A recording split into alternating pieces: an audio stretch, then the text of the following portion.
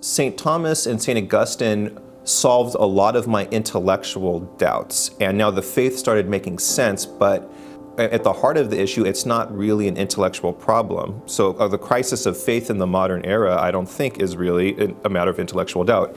It's in the heart. It's that we don't want to believe in God because we find something about the idea of God threatening to us in a way that we don't quite understand. So it's not like a conscious decision that we make, but it really has to do with the will and the heart. And that's what really needed to be healed, was my kind of spiritual issues with God, not the intellectual questions of how does this all work. And then we learned, well, God is not a threatening figure. You know, God is love, and that's something that we need in our lives. And then that's really what kind of definitively dispelled all of the doubts and all of my kind of resistance to the faith. So the intellectual part for me was very important, and it couldn't have happened without that, but that only gets you halfway there.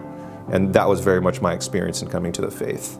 I decided the poverty of grad school was not very appealing to me, so I thought, well, gee, it might be nice to make some money.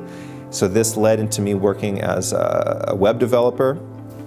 And so I started kind of learning computer programming, and then through a chain of circumstances, this led to me getting hired by Boeing in Dallas, Texas as a software engineer.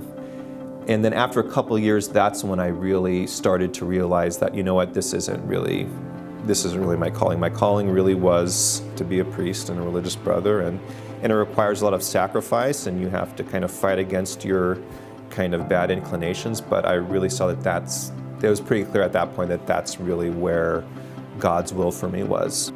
I just took it one step at a time. I said, okay, I'm not going to make any commitments. First I'll contact the vocation director, and then I'll go on the come and see weekend. And I just kept on going, and before you know it, I was in the novitiate, and just kept on going, and here I am now. I thank God for having made that decision, because I feel very confident that this is where God wants me to be.